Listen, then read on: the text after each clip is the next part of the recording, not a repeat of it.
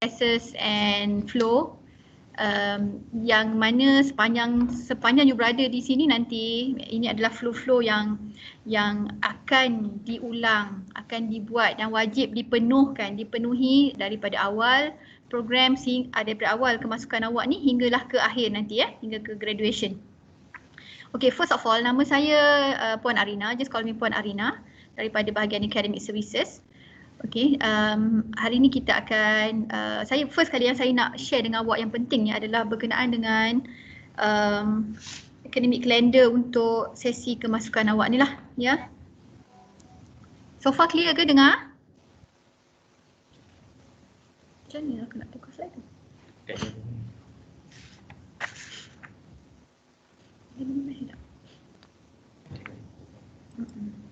Okay. Can everyone see the slide?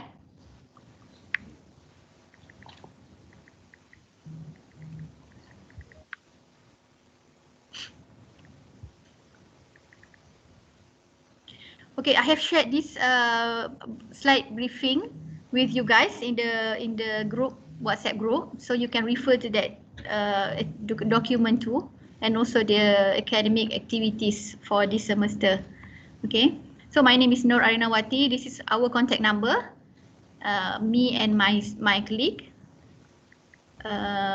Okay. Okay, this is our section chart. From the enrollment and record unit, we also have program administration unit, inclusive of examination unit. Okay.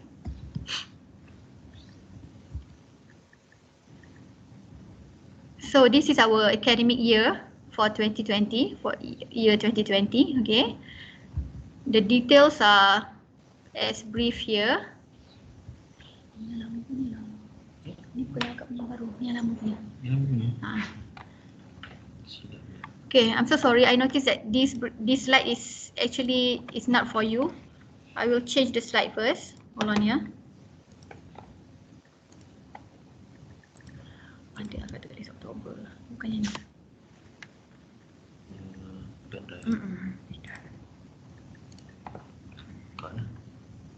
Ini. Ada tajuk dia, ada academic briefing. Atas ada academic briefing, bukan? Dalam folder. Folder. Ni. Okay. Okay, betul. Boleh dah. Cuma kena tukar. Kena tukar balik mana kalau buka dia share gitu. Mana aku buka dulu slide dulu, lepas tu aku share. Baca satu tak apa. Yang ni tadi yang salah ni, nak tukar. Macam mana tukar slide yang ni. nak buang yang ni? Aku ambil yang baru ni. Slide ni. Yang sedang ditayang ni. Tunggu kejap. Sebentar dia.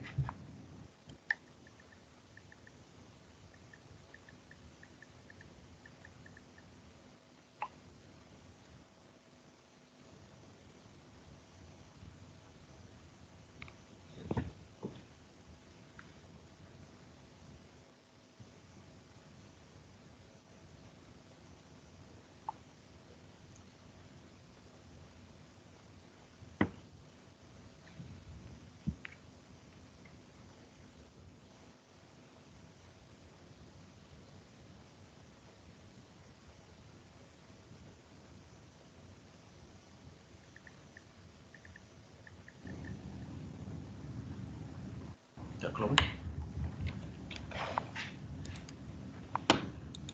Dia macam slow. Dia slow.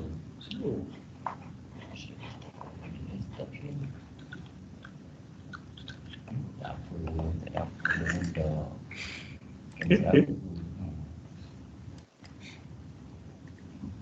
Gitu. Alright. Okay, dah keluar tak? Mana tu dia? Ni dah keluar. Thank you. Okay. Okay, apologies for the delay, slight delay actually. Okay.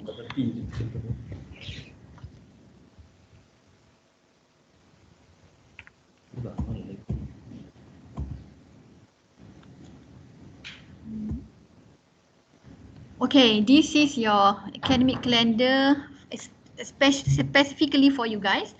So your week 1 semester, for this semester, your week 1, okay, will be starting from tomorrow, 26 October. Can you see that? Okay, please refer yang saya dah merahkan daripada Oktober tu, start daripada 25 Oktober. Okay, dan you tengok dekat yang WK10, bukan kosong tu O tu represent October intake. Okay, so always refer to this calendar, cari WK 1 atau 2 atau 3 atau 12 tapi hujungnya ada kosong, bukan kosong O tu represent October. Okay, so from 26 October until 30th October is your week 1, okay, of your teaching and learning. Okay, and then pergi ke November 2020, you can see week 2 starting from 2nd November until 6th of November. You can see week WK2 October. So actually you have 12 week sehingga 13 hari bulan 1 2021. Okay, itu adalah minggu terakhir you all 12 minggu ke-12 untuk October intake. So your final exam will be on 18 and 19 January 2021. Okay, your revision week is on 15 until 17 of January. You have 3 revision days actually before the final examination starts on 18 and 19 January. Okay, your mid semester break is on the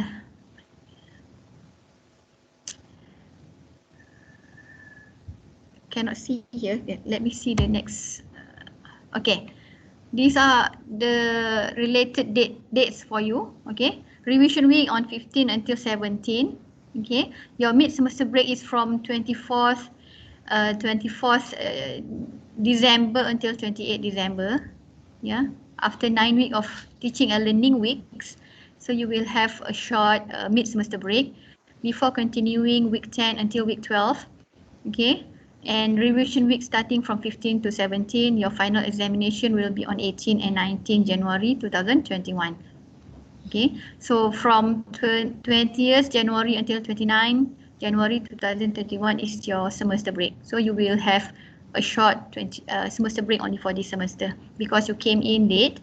So you will start over the next semester same as other returning students. On 1st of February 2021. Okay, is that clear so far? Any questions so far? Guys, any question? Okay, kalau ada soalan atau pertanyaan ataupun apa sahaja, boleh terus je interrupt ya, saya tak ada masalah. Okay, I think few slides I can skip. Okay, this is our grading scheme used by all UniKL students. Okay, you can see the exceptional there. Okay, this scheme is for all subjects except MPU courses and COC subjects for DME and BME. So because all of you is not related to DME and also BME, so just ignore the words up there. Okay.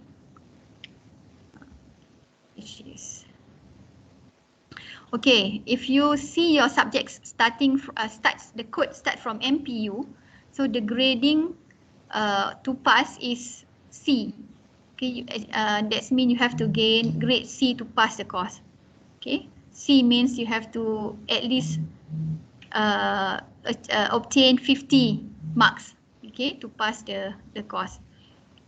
Anything below 50 is considered fail. Okay, so afterward, please look into your code of subjects for overall. Okay, and whichever code starting from MPU, okay, the passing mark is 50. Okay. Same goes to co-curriculum. Okay, co-curriculum MPU-U4 subjects, starting passing grade is also 50. Okay, but this subject is you will only get grade pass and fail only, status pass and fail. Okay, so it will not be counted in your CGPA.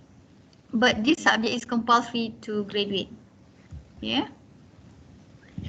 Okay, these are the relationship between grade and status for industrial training. You will sit for your industrial training in the last semester. Okay, so passing mark is also 50, and you must gain at least 50% for all components of this industrial training. We actually have 4 components, 4 main components. Okay, so each component you must obtain 50 marks. Okay, to pass the course. Okay, and this course also will be graded as merit and satisfactory and fail only. There's no GPA and there's no credit for credit point for this subject. Okay, with only pass and fail status given. Okay, so far macam mana? Okay, boleh follow ke? Kalau ada soalan boleh terus tanya ya. Okay, ini adalah academic standing untuk UniKL. So, kalau you dapat CGPA 2 pointer and above, so it's considered as good standing. Okay, so dalam good standing ni, kalau you achieve 3.5 and above GPA, kita akan awak akan dapat status Dean's List lah. Dan kalau sekiranya awak dapat Dean's List ni, kita akan sediakan sijil khas. Dan mungkin ada seremoni untuk penyampaian sijil Dean's List ni 3.5 and above. Okay, and then CGPA below 2, okay, between 1 to 6, 7 and 2 pointer CGPA, that's mean 1.99 lah. Okay, so you akan dapat probation 1. Probation 1 ni artinya dia dalam tempoh pemerhatian lah, sebab tidak mencapai minimum standard yang diperlukan oleh universiti. Okay, so kalau kali kedua you dapat CGPA yang sama, lebih kurang bawah daripada 2, 1.67 until 1.99 tu, untuk kali kedua you akan dapat standing probation 2. Okay, so no more probation 3, that means after probation 2 terus akan dapat fail and out, artinya awak dibuang daripada universiti. Okay, terminated from the university. Okay, so sama ada awak dapat probation untuk kali ketiga kena fail and out, ataupun dalam mana-mana semester awak dapat CGPA less than 1.67, so boleh dibuang juga. So untuk fail and out ada 2 kategori, any CGPA less than 1.67 at any semester, ataupun mendapat CGPA less than 2 after P2, that's mean for the third consecutive semesters. Okay, so boleh terus dibuang lah. So better aim for the good standing. So whenever you achieve or you targeted for at least C and above for all subjects, that means you will get at least 2 and above. Okay, 2 pointer is actually equivalent to C for all grades. Okay, so far pengiraan CGPA ni semua, I'm sure that all of you have experience how to and know how to calculate the GPA and CGPA, right? Ada sesiapa ke yang tak tahu macam mana nak kira GPA, CGPA? Ada ke? Kalau ada yang tak tahu tolong tanya Abdul Rauf ada ke? Abdul Rauf? Can I hear your voice? Hello. Hello, hi Rauf. Hi. From NMIT kan? Yes. So calculation ni semua dah biasa Tahu Okay, great. Kalau ada soalan boleh terus tanya ya. Okay. Okay, thank you. Okay, let me proceed. Okay, ini adalah beberapa kesan daripada kalau fail subjek ya. You kena repeat balik subjek tu, kena pay extra for the course, and then ada chances yang besar untuk jatuh ke bawah status probation tadi, and then lambat habis program tu. So better if you put on effort, study hard, study smart, and submit all those assessment and so on, attend all classes, I believe you can success wonderfully lah. Okay, please try not to fail any subjects. Okay, it's not hard to pass. Okay, if you try the best. Okay, I'll try to skip few slides actually. Okay, ini kalau lah kata you punya GPA dan CGPA di bawah 2.3. So in between 2 dengan 2.3. Okay, biasanya yang ni kita bagi macam kita akan guide lah macam mana untuk improve dia punya CGPA, you punya CGPA by repeating fail subjects ataupun upgrading subjects with C minus and D, supaya awak upgrade tu maksudnya ulang balik subjek yang sama walaupun dah lulus, ulang balik supaya dapat better grades lah. Okay, and then kita akan bantu untuk rearrange balik subjek registration. Kita tengok mana subjek yang mungkin boleh didulukan atau boleh yang mana perlu dilambatkan, and then boleh communicate dengan academic advisor masing-masing untuk dapatkan personal advice lah. Okay, baik yang berkaitan dengan akademik ataupun lain-lain hal yang akan memberi efek pada akademik awak jugalah. Okay, so setiap orang dah di-assign dengan seorang academic advisor. So boleh tengok siapa advisor masing-masing di portal UniKL tu ya. Siapa yang tak buka lagi portal UniKL? Semua dah buka portal UniKL ke? Okay, dekat situ semua ada ya. Credit transfer dekat situ, academic advisor semua dah ada semua kita dah assign dah. Okay. Okay, untuk part ni saya boleh skip sebab dia tak related dengan you all pun. Okay.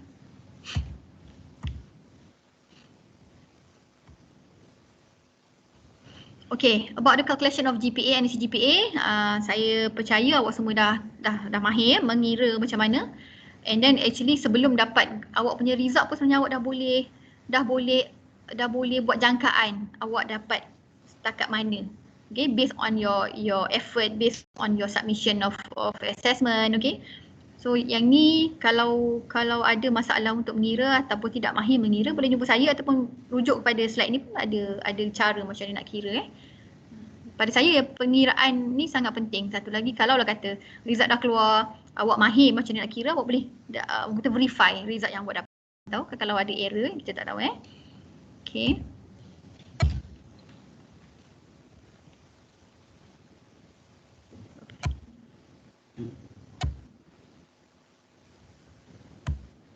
Yang ini saya skip ya. Dia refer balik pada yang saya bagi tu kemudian. Okay, ini contoh study plan awak. Yang ini awak boleh tengok di dalam portal UniKL, My Study Plan. Kan? Betul? Okay, My Study Plan nama dia. Tengok kat My Subject kot. Dekat My Subject tu ada study plan. Okay, boleh tengok dekat situ. Di sini di listkan ataupun disenaraikan semua subjek yang awak perlu habiskan, termasuk subjek elektif, termasuk subjek-subjek yang MPU yang ada pilihan kan. Okay, semua ada listkan dekat sini dan ada dinyatakan sekali semesta bila awak ambil ataupun pada semesta bila awak dah pass dan sebagainya. Okay, semua ada dekat sini. So di belakang study planner tu contohnya ada tahun bila, semesta bila subjek tu perlu diambil.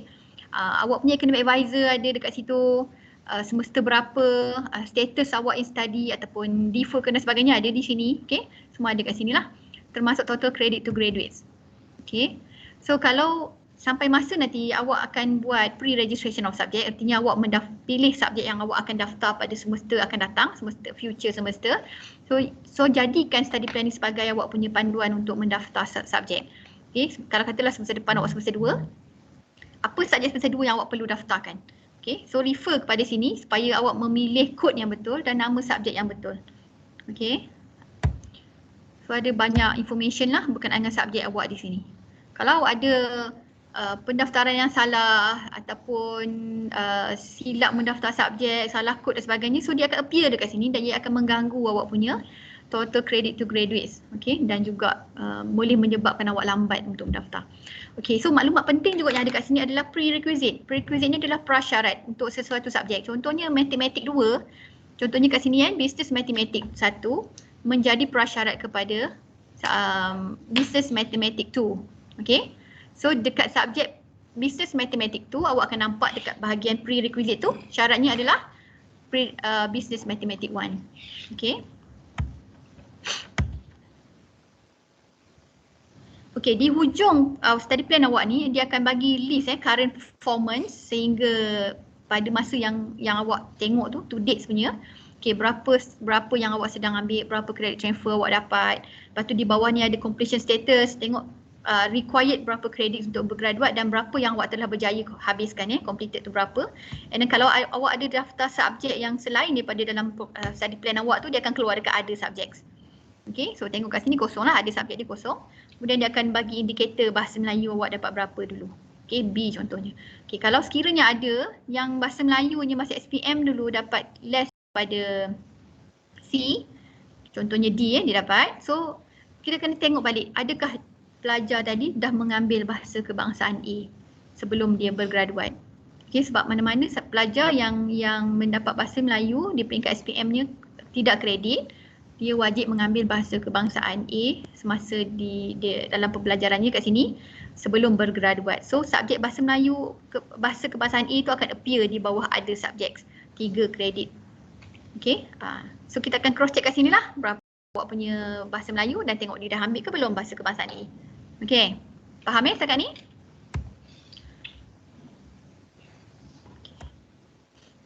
Okay, ini berkenaan dengan examination misconduct. As a university, of course, kita memang mengambil berat ataupun memang kita sangat-sangat menitik beratkan integrity, especially dalam examination. Okay, so tindakan tegas juga akan diambil.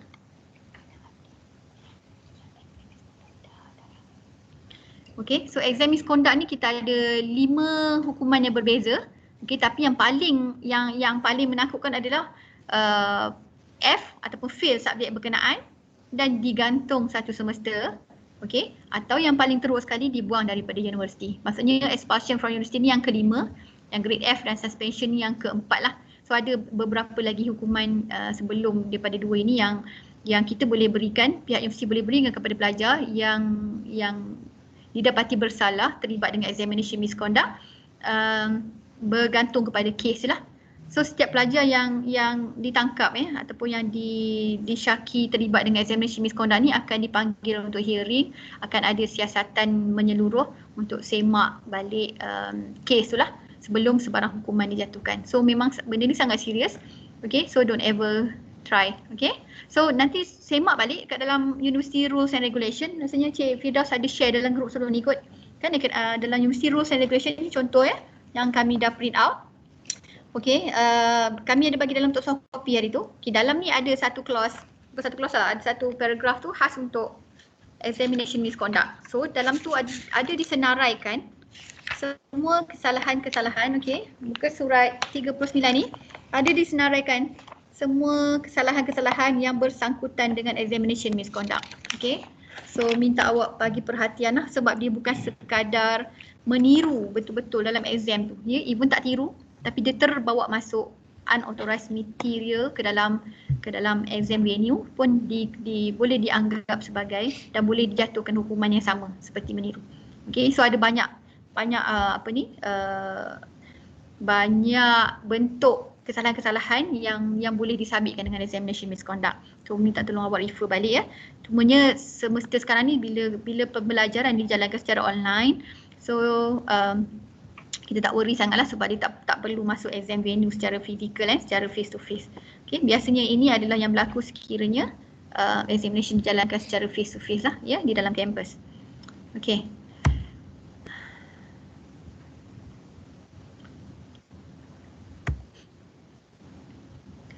Okey, ini adalah saya brief secara ni saya tak pastilah nanti awak akan ingat ke tidak kalau kata semesta ni berlangsung secara online semua. So yang ni tak diperlukan lah ya, melainkan untuk physical final examination saja.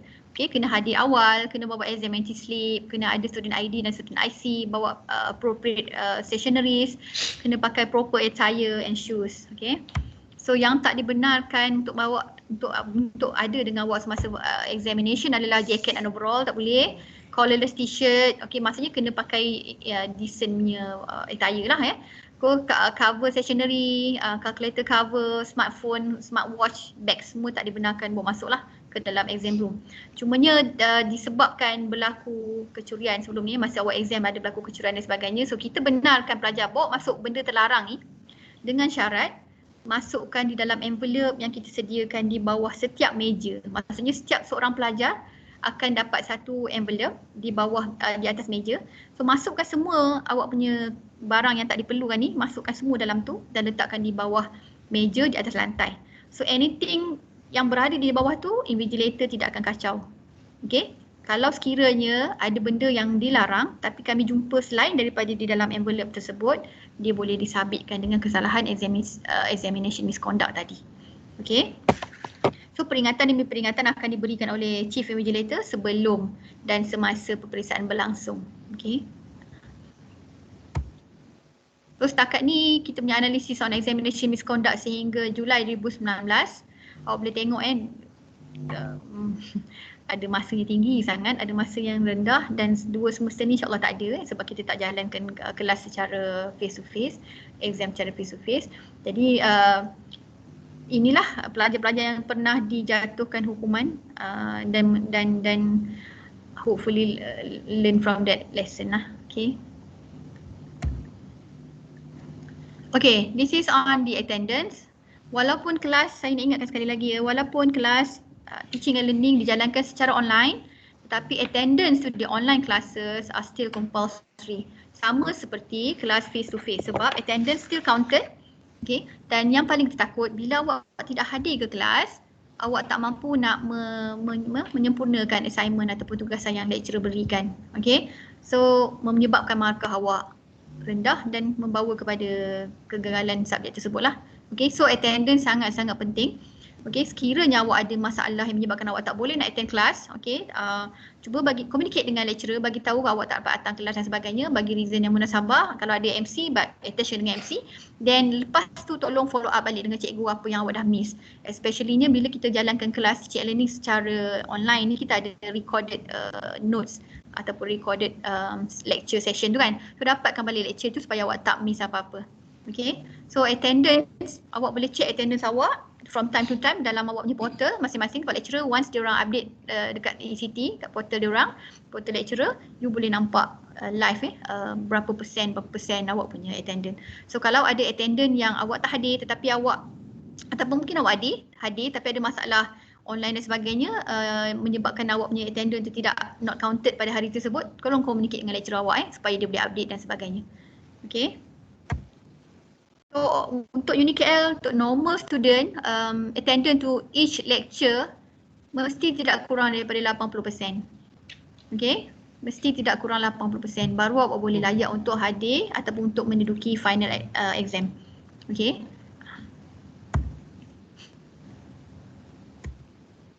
Okay, biasanya kita akan hantar warning letter, reminder letter dan finally bar letter kepada student, pada advisor dan juga kepada lecturer lah. Okay, kepada parents sekali. Biasa saya akan communicate dengan you all melalui email lah, ya.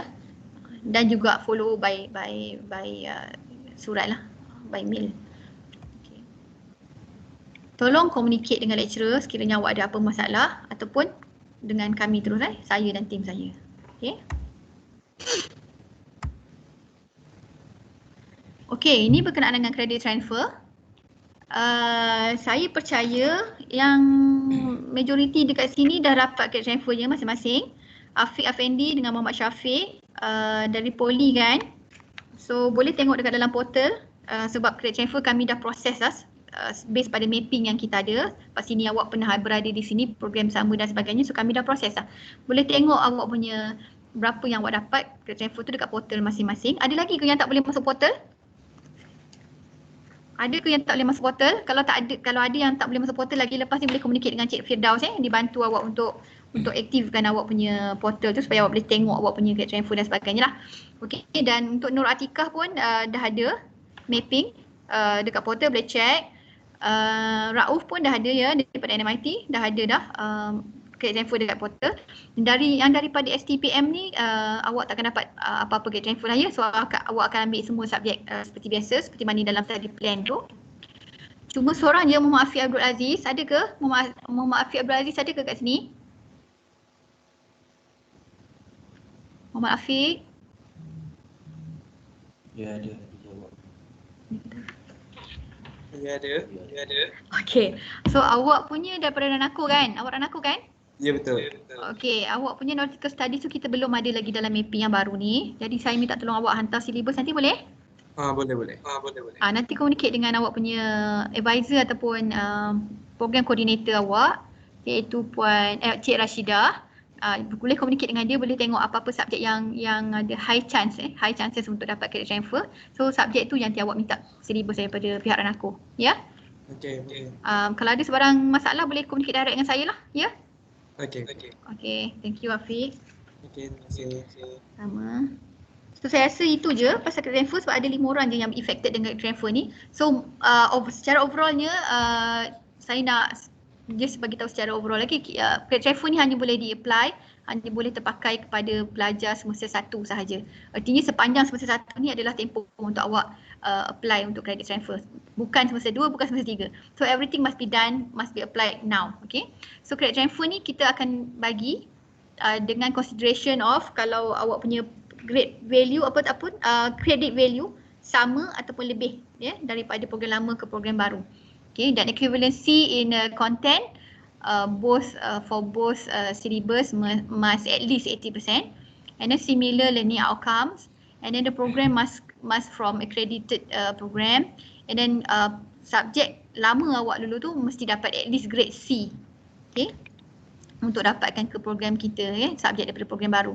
Grade C ni kalau kata contohnya awak nak minta matematik business maths 1 dekat MIMAT ni, so awak ada belajar matematik dulu dekat tempat lama, ada 3 matematik contohnya, maths 1, maths 2, maths 3. So all these maths 1 and 2 and 3 ni mesti dapat C. Baru boleh kita bagi awak credit transfer untuk maths 1 dekat sini. Kalau lah kata contohnya maths 1 awak dapat A ataupun B, maths 2 pun dah lebih pada C, tiba-tiba maths 3 awak dapat D ataupun C minus. Okay, so subjek tu tak boleh dapat credit transfer sebab salah satu combination dia dapat less daripada C. Okay, so at least 3 subjek yang nak dikombinekan tu mesti dapat C. Okay, so kita allow satu untuk dapatkan satu subjek kat sini, kita allow awak combine few subjects from your previous program. Okay, so boleh dapatkan semaksimum yang boleh lah syllabus daripada tempat lama awak, insyaAllah. Okay. Okey, seterusnya ni adalah berkenaan dengan portal. Tu yang saya nak tanya tadi, ada tak siapa-siapa lagi yang belum berjaya ataupun belum try lagi masuk portal masing-masing? Ada lagi tak? Yang ni Cik Daus ada guide awak minggu lepas kan? Macam mana nak masuk portal dan sebagainya?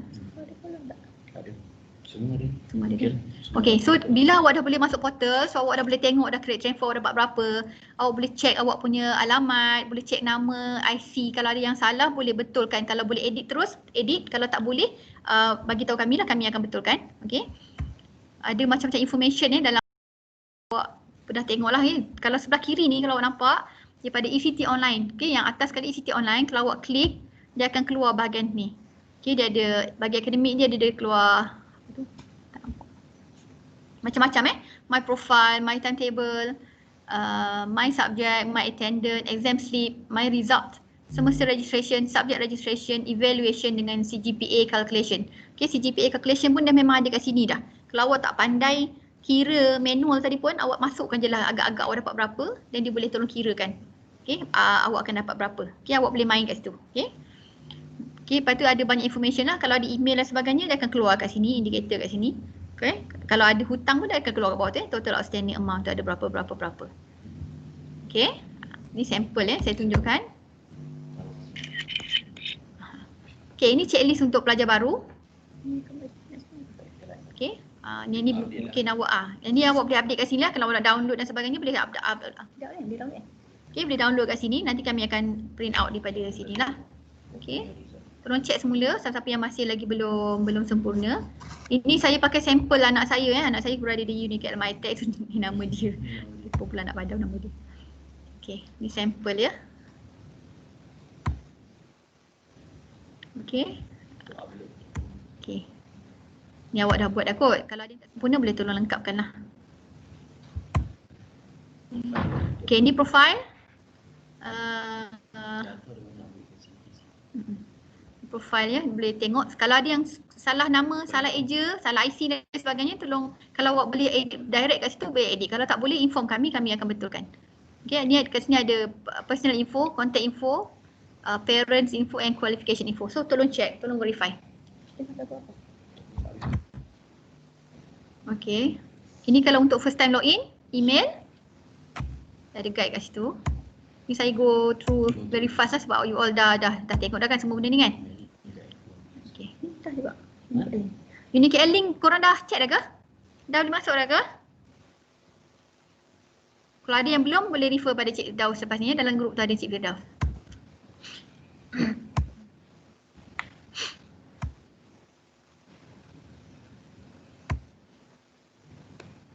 Okay, ini adalah berkenaan dengan professional recognition. Yang ni cuma saya nak inform kepada program BMEE untuk Afiq Effendi dengan Syafiq.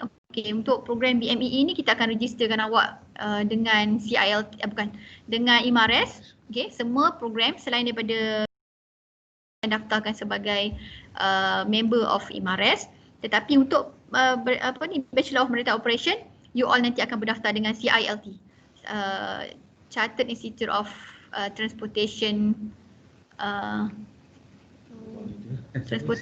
and Logistics. Okay, and Logistics. Okay. Yang ni saya skip ya. Okay, ni yang saya masukkan tadi IMARES. Okay, nanti awak boleh check bila dah daftar, nanti awak akan dapat password dan sebagainya, so boleh dapat banyak macam benefit lah ya sebagai student membership secara percuma kita akan daftarkan. Okay, yang ini untuk BMO. Okay, yang saya cakap tadi, The Chartered Institute of Logistics and Transport, CLT.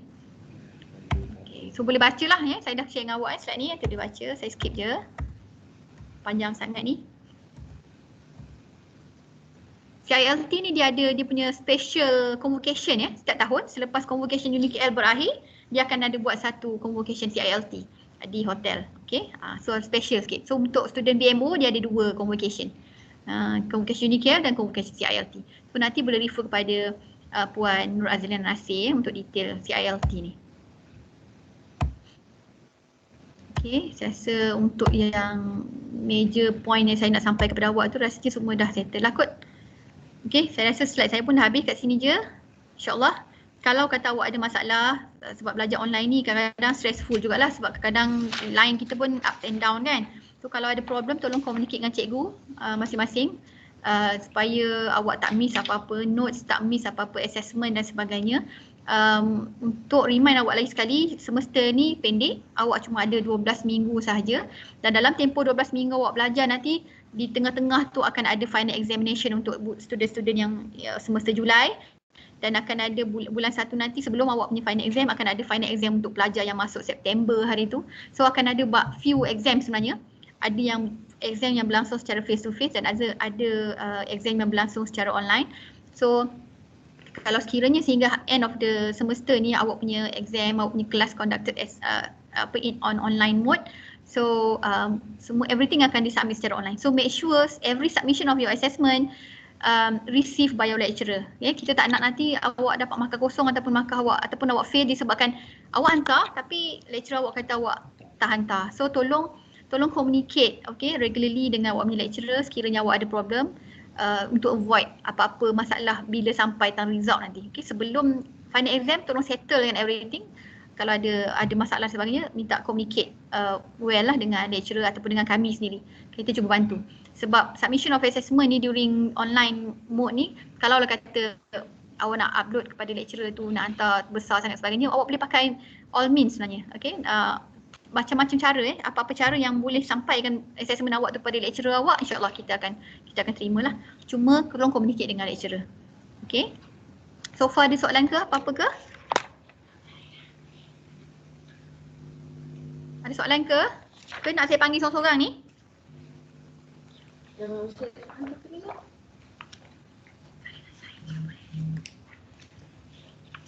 Ada apa-apa soalan ke?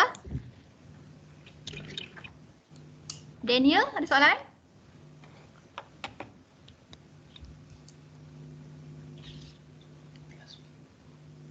Nur Syamira, ada soalan ke? Apa dia? Belum ada lagi? Setakat ni clear ke? Tak tidur Saya ni first time bercakap dengan laptop ni. Selalu cakap depan ramai-ramai kan. Saya pun jadi macam pelik lah kan. Tapi inilah kita punya new norm kan. Kita terpaksa lah get used to it lah. Okay, tu tolong communicate. Saya pun ada dalam group group WhatsApp tu. Kalau ada apa-apa boleh terus tanyalah kat situ ya. So tolong refer balik kepada slide tadi yang saya dah share dalam group tu bersama dengan semester aktiviti, boleh refer kat situ supaya awak on track lah, tidak tercicir daripada orang lain. Okay ya. Sekiranya ada dokumen yang awak belum submit lagi, tolong submit lepas ni sebab kami nak lengkapkan awak ni file kat sini. Pesanan Cik Daus ada apa-apa nak pesan ke? Tak ada apa-apa di Okay, kalau tak ada masalah dan tak ada apa-apa soalan, saya sudahi saya punya briefing pagi ni. Okay, terima kasih. Thank you to all for listening. and hopefully we can meet up sometime next year insyaAllah. Okay, terima kasih. Assalamualaikum warahmatullahi wabarakatuh.